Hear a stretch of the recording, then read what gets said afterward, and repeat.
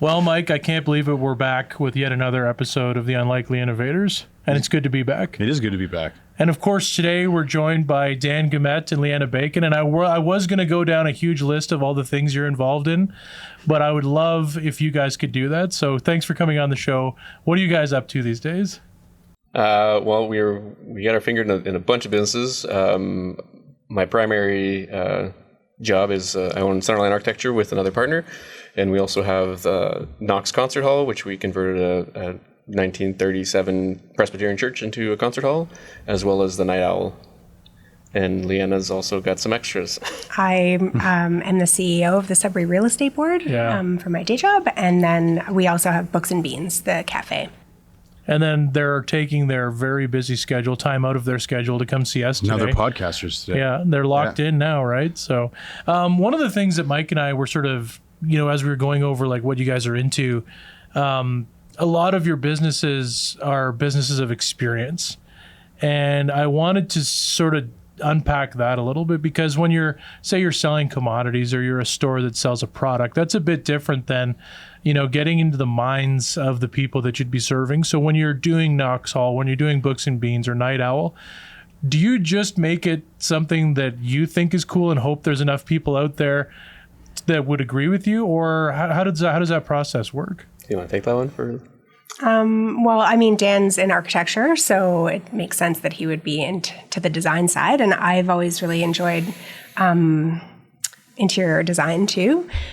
So I think, short answer, yes. I think when we've talked about the places that we wanted to build, it was because we wanted to have a space that we wanted to spend time in.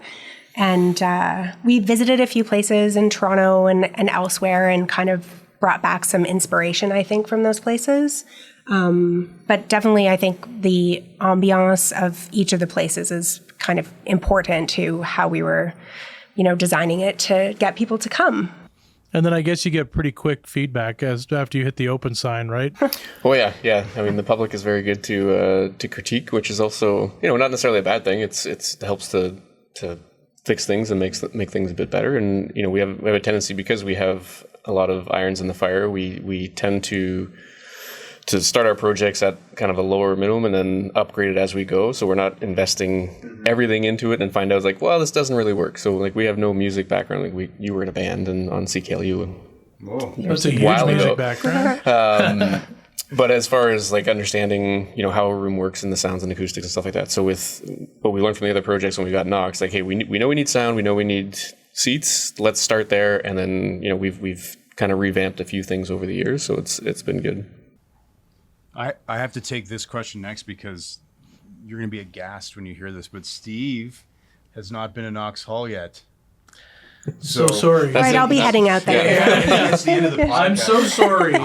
There's been so many opportunities that we're out of town or we have something else going on, and there's been so many opportunities that have just passed me by. So I that's one place that I really need to still get to, but I'll excuse myself from this part of the discussion, Mike. He's not going to be allowed to ask any follow-ups, but I've been there several times. My daughters have done recitals for Kiwanis there, which is great, and then saw Donovan Woods, I guess last year, who I was not familiar with any of his music, and that was the first time I'd been to Knox Hall, and he was amazing.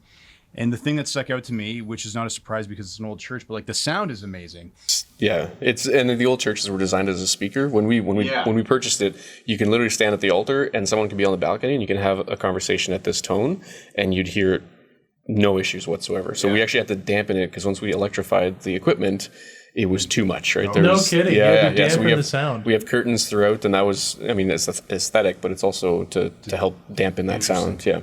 Well, so the question, I guess, was obviously with your architectural background, again, we know that churches, I think, were designed to carry that sound, but how did the opportunity come about? Because again, I can't imagine that oftentimes in your day to day, you're just hey, there's an old church, we should buy that and make it into a concert hall, or maybe that is how you kind of came about it. We're gonna blame COVID on all of this. Okay. So when COVID happened, we used to go to, like Liana mentioned, we used to go to Toronto fairly regularly, a few times a year, and we'd always hit these little niche spots, little holes in the walls, go to Massey Hall, go to Phoenix Concert Hall, hit all these, the Mod Club, which is now the Axe Club or vice versa. Anyway, all these kind of unknown artists, you $12 tickets, you go there, you kind of just experience the life. And then COVID hit, we're not allowed to do anything. And we had a list of projects that we wanted to do in our lives. And the Speakeasy was one. The cafe was a rebirth as part of the Speakeasy, because we wanted a fake front to the Speakeasy. And within 3 months, she was too busy, so we had to move her up in a bigger space, which was good. And we've recently expanded it even more. So, and then with Knox, we had met with a real estate agent to purchase a duplex just when the interest rates were starting to settle down. We're like, let's go look at a duplex. And real estate agent comes in. He's like, I was sorry I'm late. I was reviewing the church. And like, I thought it sold. He's like, yeah, it sold 3 times, but people just keep backing out. I'm like, oh, okay. Well, what are people wanting to do with it? It's like, multifamily residential. Would you mind coming take a look and giving some inspirations, or like if someone else comes to look at it, we can, we can give them advice on what to do. I'm like, yeah, that's fine. Let's go take a look. And one of the long list of projects we had was to build our own concert hall and a radio station, and that was the feather in our cap. And I remember walking through, and you've been there, the floor's sloped, and it's property line to property line, so you can't really put windows on the sides. So I'm like, you're gonna spend $1 million+ to get $2,000 a month. Like the numbers didn't make sense. So we're walking and looking around, and I get to the altar and I turn around. I'm just like, no. And Lena's like, what? I'm like, a concert hall. And her response is just like, I'm like, no. You're supposed to talk me out of these crazy ideas. And then we put in an offer and explained to the sellers it was a community use building. We want to keep it that way. And they accepted our offer. That's a great awesome story. Yeah. I like how, how they say like Michelangelo saw looks at the chunk and then sees that it could be like you walked in there and then it almost hit you organically. Like, I got goosebumps instantly as soon as oh no. I have to do this. Yeah. Now we have to. Yeah, now we have to. Yeah. And Sorry about the trick, Mike, by the way. It keeps going. That's all right. Hopefully we're okay for sound He's still, in the Snoop, on that. Yeah. business, so. Yeah, he knows what's up. But feel free to just take it eventually. Yeah, sure. Yeah. Liana, was that similar for you? I mean, obviously he had that experience, and then did that really click for you after that was levied? Yeah, I think we feed off each other's sort of cockamamie ideas for things, which, has led us to where we are. But it was kind of like we had, opened, the cafe opened first, and then the Night Owl opened, and then we were operational. And this literally happened like the next year, like 2023. Yeah. So it was kind of wild that it's all the same year. I guess it technically was, yeah. So busy. It was, but it was also like, what was the joke? We used to make the joke that like opportunity knocks. So we just, there was, so we just went for it, and it's been really neat and fun. Yeah. I said that I wasn't going to ask any follow-ups on Knox, but I will do that. Yeah. Please give me some leash. I will get there. So one of the things, like, you think about like a music venue, a place-based venue like that, and where my mind goes is, I'm sure you've had excellent acts there so far, but from history, I try to place like what acts from history would have done really well in such a lovely place like Knox Hall. Like Neil Young comes to mind and folks like that. But have you ever thought about like, wow, I wonder what it would have been like to have a concert hall like this when so many acts from history exist? Canadian ones, I think. Yeah. It's funny because Dan mentioned that I had a radio show on CKLU when I was at Laurentian, and I often think now that the artists that I played then would have been, incredible to have at Knox. And now I'm kind of thinking, well, maybe they're coming down, not down in their career, but like winding down maybe a little bit, and are open to playing these smaller, more intimate venues. So it's like maybe we could have Lisa Loeb or something like that, that'd be so cool. So,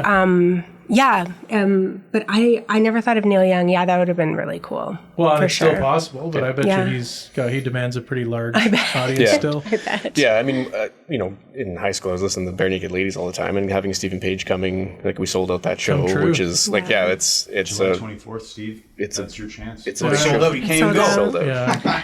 Donovan Woods I've been a fan of his for so many years, and when the agent reached out about that one, I almost had a heart attack. But also like Dan Mangan and Kathleen Edwards and, Jen Grant and all of these bands that I used to listen to. It absolutely makes no sense to me that they sit in our green room and I'm like giving them hummus and carrots and stuff. It's pretty unbelievable. Well, I bet you it photographs really well for them too, right, on stage? It does, yeah. Yeah, that's always a huge pull. And it's fine intimate. to go. Yeah, exactly. Well, it's fine to do like an arena, but like you don't get the sort of visuals or the experience like you would at a church, that's been converted into a concert hall, right? I think like the post-COVID too, small room tours are a thing now. So like Mandy Moore did small room tours and, Hilary Duff. It was Hilary Duff. Sorry. Thanks. And that's pretty wild to me too. So I'm hoping that'll lead to some opportunity. Yeah, to be fair, I kind of put Hilary Duff and Mandy Moore in the same box. Sorry, guys. If you're watching this, I am so sorry. Come play at Knox if you're watching. I should have asked for that. Yeah, they're not watching. Together. You never know. Yeah. Maybe we can name Just check hashtag, them. yeah. We'll name check them Really on that. like dig into the SEO on this. Yeah. Really try to get it out there. Yeah.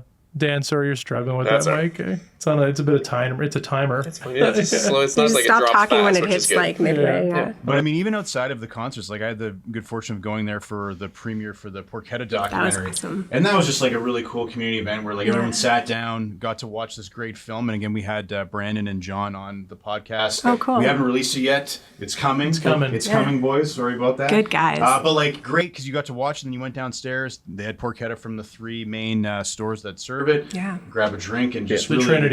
Yeah, it was awesome. Yeah, it was a good setup too, and I think the upper and lower hall thing works for multiple options. Like when we did burlesque as well, like we hosted burlesque was they did like a heaven and hell situation upstairs and downstairs, which was a really neat approach as well. So it's got some flexibility, which has been promising for us. Yeah. And I mean, props to the people who are the creatives in the community that can use the space to do interesting things with it. Because I mean, we want to host concerts and have that be our programming, but it's cool to have people doing interesting things and have a space for them to use too. Yeah, it's true because it's a canvas and then they get to imprint what they want to on it. Yep. That's sweet.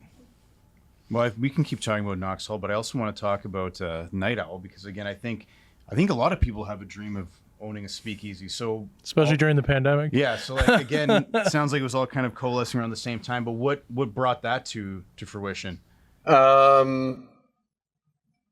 mean, again, we were there was a previous project that was supposed to happen pre-COVID. It didn't. The speakeasy was a part of it, and then once COVID was starting to ease up, we were like, hey, let's revisit this project. The previous location just didn't turn out, and we had in the interim we had bought the old Northern Life building, myself and other partners, and we had been trying to rent the basement for storage for super cheap, and it's like no one was interested, nothing was going on. So I was calling Liana to tell her the disappointment that it can't happen in the other location, and then I'm looking around, I'm like, you should come here after work. So that was at like 10 a.m. and I went back to the upstairs. We had the whole building drawn, redrew the new layout in the basement, and then when she showed up, I had like the full layout plan for her to consider, and then that was it. It was just so it was just something that it was a dead project through COVID, and then dead after COVID, and then kind of revived in a new location, and it kind of works well in the strip that we're in too. So it was a better alternative to what was planned, so which is good. I got to keep remembering that, like, how much of an asset it is to, like, I just did the design. I just did a quick sketch. Like, you have the skill that, can really take the creative idea of the business and, like, really, anchor it pretty quickly, right? Well, and the amount of times I changed my mind, I wouldn't want to pay my bills. Like, it's... Sorry. It's a problem for me because when he's, I'm like a visual person. So when he says, oh, what do you think of this? And then I have a plan in front of me, I would say, yes. So if you couldn't do that, maybe we would have fewer projects on the go. Yeah, that's true. You make them tangible right away. Yeah.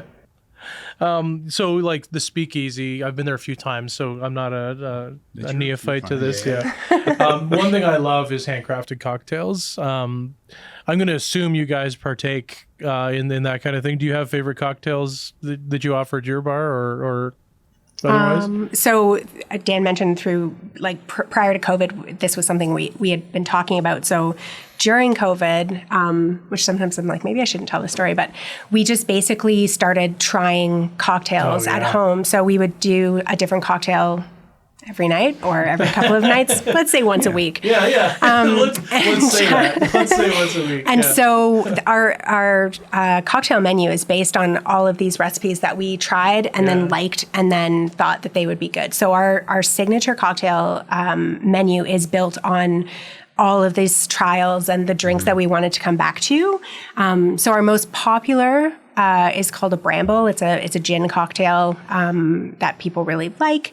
And for me, my favorite, if it's not a martini, is the New York Sour. It's just a whiskey sour with like a wine float. Looks nice. Yeah. So it's a tasty too. We were just talking about whiskey sours. We were watching Once Upon a Time in Hollywood. Yeah. 8 whiskey sours and eight. Couldn't have one. So Steve's gonna have a whiskey sour party at some point. Yeah, I won a Texas Mickey of Wisers. Oh, wow. So we're just going to turn that into. You could do some good stuff with that for sure. It's pretty dangerous. Yeah. What about you, Dan? Well, through this process, we kind of, I think Liana was paying attention to more of my taste buds than I was. So she created a custom cocktail called the Night Owl. It's Grand Marnier, Lillet, and whiskey. So it's very alcohol forward, but it's super smooth and actually one of our top sellers as well, which is good. And always a martini. I'm going to plug something in. It's the International Martini Day on Friday. Oh, wow. So thank you for telling me that. We have, now I will definitely have a martini on Friday. Yeah. So we have a special where if you order, your table orders 3 cocktails, you get a free appetizer. If you do 5, then you get your name and $100 gift card for the Night Owl. So that's awesome. Spread the word. Yeah, we will. Man, I for a long time I slept on like just a nice gin martini, right? Yeah. And that is still a classic taste. Yeah. So, like lots of olives. I like it with like good amount of olive juice in it too. Just really classic taste. Yeah, it is. And I'm a gin fan as well. Liana likes hers a bit more dirty, but I like a clean Hendrick's martini, just super chilled. It's Let me ask you, so you ever have Uncle Val's gin? Uncle Val's? No. Yeah, it's I think it's from Montana if I'm not mistaken. And I discovered it because I had a buddy that lived in Alberta and he brought it back for my wedding way too long ago, well, I should know. 12 years ago. Yeah, 12 years ago. Actually, it's my anniversary on Sunday, so should really be careful. Figure that out before then. Yeah, maybe Snoop helped me out with that if I screwed that up.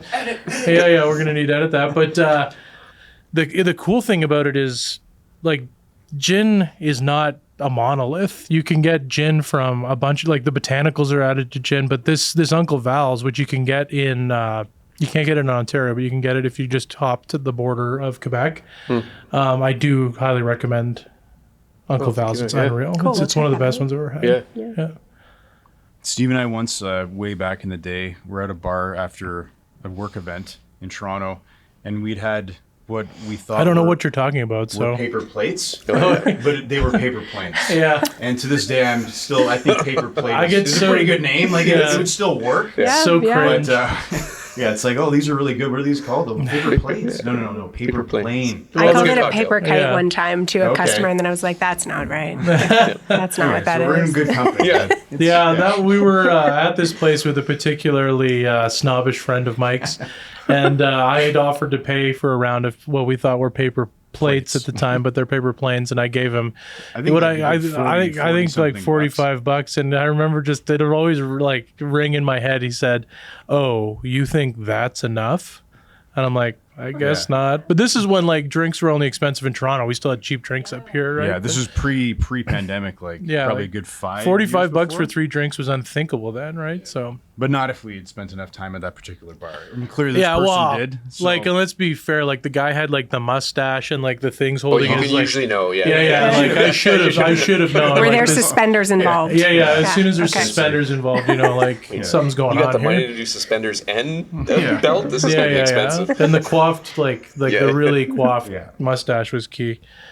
We've asked when we had our first guest on the show was Marie L'Italian, who's president of the Greater Sudbury Chamber of Commerce, and she is awesome. And we had asked her about the concept of a nightmare, And so you see this in some cities. I don't think it's very popular in Canada, but Ottawa has a nightmare. Yes. And as, two people who have businesses downtown, and there's obviously, always concerns about like, what can we do to revitalize downtown? I think a city in Ottawa was worried about the reputation as being a sleepy government town where everything closed at 10. So they have a nightmare. I want to throw the concept out to you to see where you would land with this. Does Sudbury need a nightmare? Should we entertain that idea? For the folks at home, nighttime mayor. Yeah, not a nightmare. Nighttime mayor. I would like to. So I actually met the night mayor of Ottawa. Oh my God, that's sick. And I listened to him present and talk about what his plan was. So he was from Montreal and was like really into like the DJ scene and stuff like that. And so they developed this program to try and, activate the not necessarily downtown there, but the community in the evening to sort of change the perspective on that. And I thought it was a really interesting presentation and a really interesting concept. Do we need a nightmare? I'm not sure who that could be in the city. Just the biggest party animal? Maybe. Someone, No, cool, someone who's had hip. business sense. And, Yeah. It's a really interesting concept Yeah. because it's trying to activate, and that's like so important, especially for positive traffic and things happening so that people feel safe and comfortable to experience, the area. So Yeah, it gives a person the accountability for nighttime events is, I think, an important thing. Yeah. Because who has that otherwise? No, I'll go all for it, to be honest with you. And we noticed if there's no event, people need a reason to go out these days. Like it can't just be let's go grab a drink, let's go for dinner. There has to be a reason. So having a nightmare to create regular events and I think would revive the city and the downtown and bring more people in. And like being a part of the BIA or board member of the BIA, we see the nightlife is growing, which is good. Mm-hmm. But to have something a bit more structured, and someone to keep an eye on, not to there's too many things happening downtown. Everyone's kind of splitting their patrons, and it's not as profitable as you'd hope it would be because we didn't know this was happening and that was happening and that was happening all at the same time. So having something more coordinated would be a good. I just can't imagine having that on your resume. That'd be so awesome. I've been a nightmare. I mean, best boy. Nightmare. Those are like two job titles I would aspire to have. For sure. Yeah. Well, you're my best boy. I appreciate that. Yeah, don't worry about that. So sort of speaking about the downtown, and we ask like usually folks that have like a strong tie to the downtown. Mike and I have been huge boosters of downtown events and downtown establishments for a while. I mean, you can't avoid like bad reputations, I guess, as as most downtowns across Canada, undergo some tumult coming out of like the pandemic and a lot of stressors around that. I mean, you guys are obviously good reasons emblematically to be optimistic, but you must have optimism about the downtown. Or maybe you want to talk a bit about that. Yeah, we've invested a lot in it, so we do have some. We have some high hopes for it for sure. It will take time, just like everything else. What are some signals of optimism that you sort of see that make you feel good? I mean, the amount of businesses that open downtown that people aren't aware of, right? Mm-hmm. Like, get on social media, follow downtown. Like, there's, I think don't quote me on the numbers, but some from June until August, we had like 60 new businesses open downtown. Wow. A lot of food, a lot of, clothing stores, all that stuff. Like the retail seems to be coming back a bit, which is great. But again, it takes time. I think there's a real community with the downtown businesses as well. And I think that that's really nice. Like we can talk to each other about things and, have a community that cares about what's happening. So I think that that's really important. And I think too, for me, I feel like the more things like Dan mentioned, maybe if there was a nightmare and there were more things happening regularly, consistently, then you would consistently have people coming through.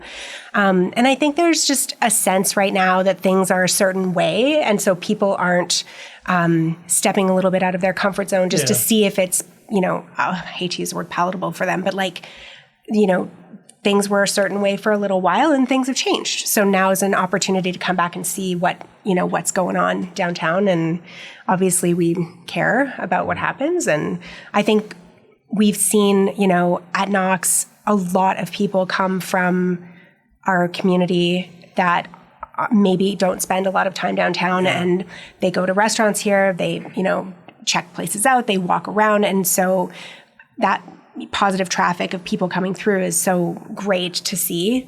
So I'm really proud to be a part of, bringing people in for things. And I think that all of the downtown business owners feel that. Yeah. Yeah, Mike and I saw a band called Hot Dog. Hot Dog, yeah. Yeah, Hot Dog. At the station. At the station. I mean, the downtown's back as far as I'm concerned. As soon as spring came this year, it seems like it's been really busy downtown. Yeah. Well, we were walking the dogs because there's an apartment at Knox that we sometimes stay, which was meant for the artists, but we've taken it over, I guess. You can take that privilege. Yeah, and we were walking, we went to Respect and had a bite, and then we took the dogs for a walk later, and there were people outside dancing and having a really nice time, and there was lots of traffic, and walking traffic, and it was really nice. It was nice to see. Yeah. Yeah, I mean, a lot of what people forget is there was 3 years of a closed downtown, and it's only been 3 years. So the expectation of it to jump back quickly was, I think, unrealistic for a lot of people. And to your point, downtown's back. It's there. Yeah, there's hiccups like every other place, but generally, it's booming. Yeah, no, I agree. Well, it's funny because we were at a work event, and then after the work event was over, we went downtown, and you could hear the music outside of the station. And I was like, oh, I'm kind of it's a little bit late, and it's gonna be loud. Your 40-year-old was showing. 40-year-old was showing, and then I'm out in front of the band, just being like, "This is awesome." Yeah. So I almost saw you dance a little bit. They're a good band too. You're back, baby. Yeah. Mike's back. Song, the Hot Dog. Yeah, I like how they say it at the end of every song. We've been talking to them about doing live band karaoke at Night Owl, just that they would play, and that'd be hilarious. It would be really, really fun. The drummer in that band is just. I was this close to buying a T-shirt at the end of the night. My wife's gonna kill me. I don't need another T-shirt, let alone an obscure band. I am now they're great. Yeah. But before we let you go, you guys are obviously cornering the market on coffee and books. Which actually, before we ask you what's next,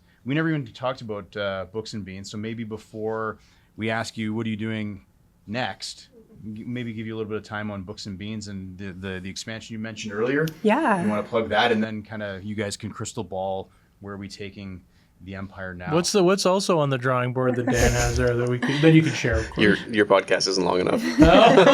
Fair enough. So the cafe used to be here on Durham Street, and I owned it from 2005 to 2010, and then thought I had to get a grown-up job, so I did for a bit, and then we've reopened on Elgin Street and brought back a lot of the old menu. But we've also expanded our menu, and we were selling, we always had books at the old cafe that was bring a book, take a book. But we've started carrying Latitude 46, which is a local publishing house here, and some other sort of wares, mugs and jewelry and these sorts of things. And then my friend Jess is one of the owners of the Sudbury Artisan Collective, and they had a location on Elm Street. And when their lease kind of came up, we talked about them moving in with us and taking our relationship to the next level. And so there was space in the back of the building that could attach to the cafe fairly easily. So we did the renovations, blew open a wall, and now we share the space with Zach, and it allows us to have a nice fireplace and couches and access to the patio too. So, which is going to open in hopefully a couple of weeks. Oh, that's sick. Yeah. So that's the cafe. Yeah, and I'll just say this briefly, but and Mike knows this because I've shoehorned it into many episodes where we have creative people on. But I love it when a building gets 10, 20, 30 different uses in its life, because we're such a culture, especially in North America, where we always think we have to build a new building. Yeah. Whereas if you go to Europe, a building might be 300 years old. It started as a bakery, and now it's a laundry mat or laundromat, right? So I love being able to breathe new life into spaces, and I'm glad you guys are doing that. Yeah, I mean, the history of that building is crazy. It was a car dealership originally, and then Falconbridge had their main office there. Then it was a sports store, and then the newspaper, and then now us. Yeah, that's awesome. So it's. I mean, the challenge now is that a lot of people, buildings are purposely built, which creates a problem when you're trying to revamp and change. But Yeah. I mean, you got to be creative. Embrace it. Embrace it. Yeah. I like the challenge. Yeah, for sure. Can you share anything about what's next? Anything percolating? Or are we focused on? You got a lot on your plate. We do. So, I mean, we are, with this whole revamp and expansion to the cafe and the access to the patio, we're actually going to revamp the entrance to the Night Owl, and which opens up a place to make a private room for the Night Owl, which has been a bit of a demand because we've had private parties. That means we need to close the restaurant, or sometimes private parties are small. So now this room will give us hopefully seating for 12 to 14. We're just working out the numbers now, but that'll be the next phase. That's smart too. You can imagine if there's any big acts either at Knox or somewhere else that wants a space afterwards. Yeah. You know, from the new arena that's going in. You know, they might want a little after party space. Yeah. So Like Hillary Duff. like Hillary Duff. No, you mean Manny Moore. Oh, sorry. That's so embarrassing for you. Yeah, I can't believe I can't believe I do that. that's really embarrassing. I can't believe it. Never live this down. Okay, so I think where we usually end on this, and you guys are uniquely situated to each give your opinions on these, and we'll ask for one answer each. Sure. So Okay. very doctrinal in that way, but we have. We should have those little cards like on the dating game where it's like, that'd are we be going to say the what same Dan would thing? say. Yeah. That's actually interesting. Basically, it's the best of Sudbury list, we call it. I ripped it off from a guy who does it for best of Toronto on TikTok. You could see what I did there, right? I changed Toronto for Sudbury. Cease and desist letters. Yeah, it's on the Eminent. Yeah, so we usually start off with, and Mike and I will go back and forth on this, but best pizza. Oh, man.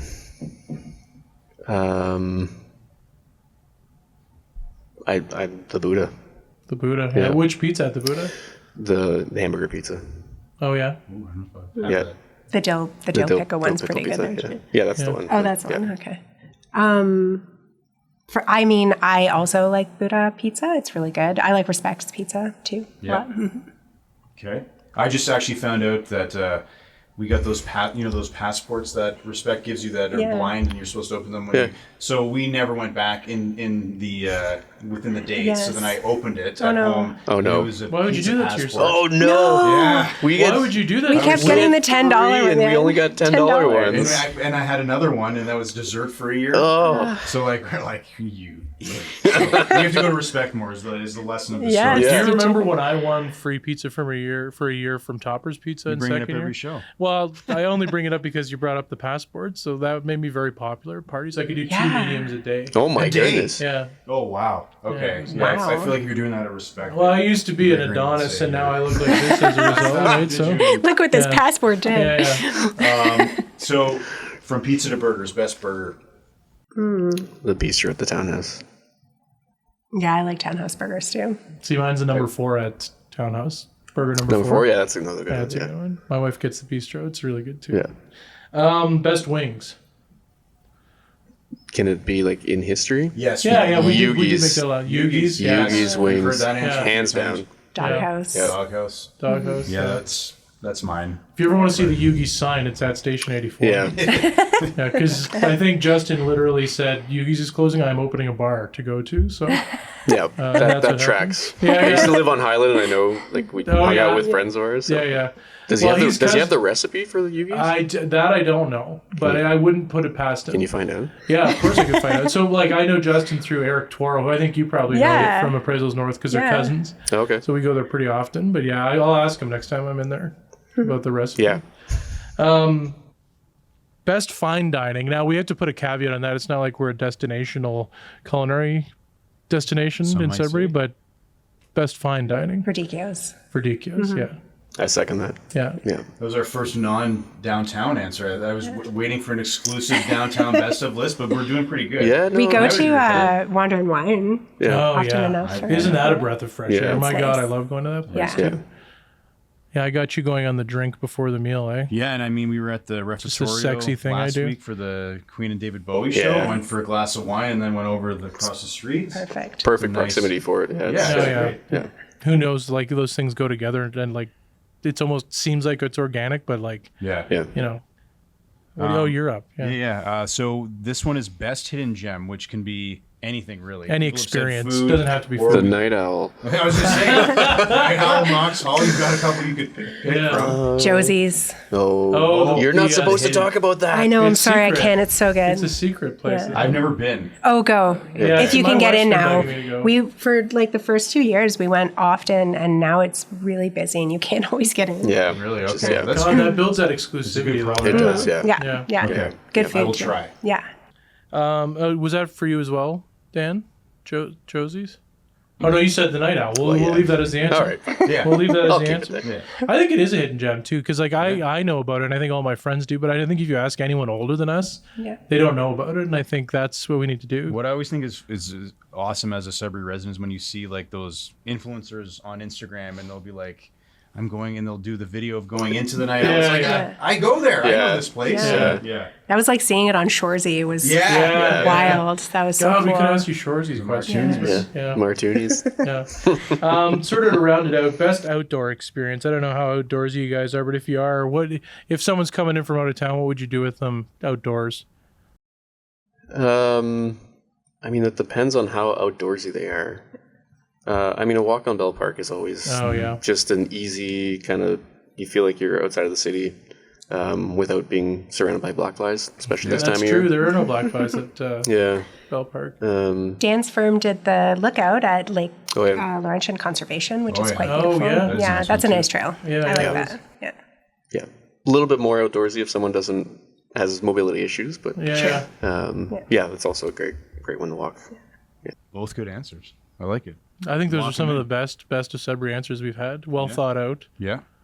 And I guess what we need to do now is head for a drink. No, what we're going to do is thank you both for coming on. You were very generous with your time. And thanks for telling us about all the awesome things you're doing in the downtown. Yeah, thanks for having us. This is really nice. Our pleasure. Thanks. Awesome. Thanks.